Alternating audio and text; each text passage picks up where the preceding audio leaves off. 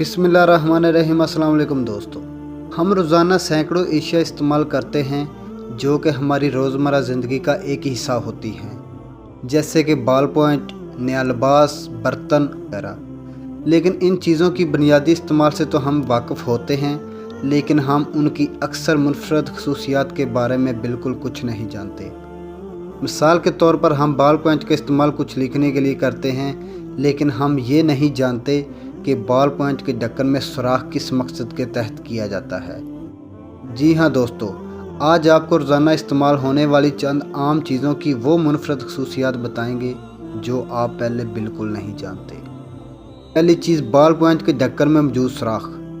अक्सर बाल पॉइंट के ढक्कन में ऊपर की तरफ एक सुराख मौजूद होता है, जिसके बारे में लोग समझते हैं कि ये कलम को खुश्क होने से बचाता है, लेकिन ऐसा नहीं है, बल्कि ये सुराख उन बच्चों का दम घुटने से बचाता है जो खेल खेल में ये ढक्कन अपने गले में उतार लेते हैं। ढक्कन में मौजूद इस सुराख के ज़रिए हवा उनके जिस्म में दाखिल होती रहती है।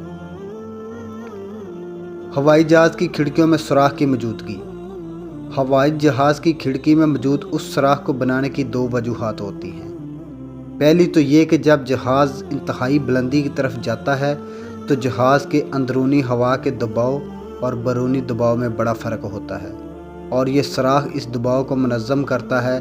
दूसरी वजह ये होती है कि यह सुराख खिड़कियों को धुंधला होने से बचाता है। नए लिबास के साथ इजाफी कपड़ा। रेडीमेड कपड़े तैयार करने वाली अक्सर कंपनियां अपने लिबास के साथ इजाफी कपड़ा भी फराहम करती हैं, ताहम अक्सर लोग इस कपड़े की हकीकी इस्तेमाल से नावाकिफ़ होते हैं। कंपनियों की जानिब से ये नया कपड़ा इसलिए फराहम किया जाता है ताकि आप कपड़े धोने के लिए जो डिटर्जेंट इस्तेमाल करते हैं उसका तजर्बा इस कपड़े पर कर सकें और जान सकें कि आपका डिटर्जेंट नए कपड़े से मुताबिकत रखता है या नहीं। इससे आपका पूरा लिबास ख़राब होने से बच जाता है। जीन्स की पतलून में छोटी जेबें क्यों होती हैं? यकीनन आपने भी देखा होगा कि जीन्स की पतलून में इस हद तक छोटी जेबें बनी होती हैं जिनका बज़ाहिर कोई मकसद या इस्तेमाल समझ में नहीं आता। ये जेब दरअसल 19वीं सदी के कारकुनों के लिए खुसूसी तौर पर तैयार की गई थी।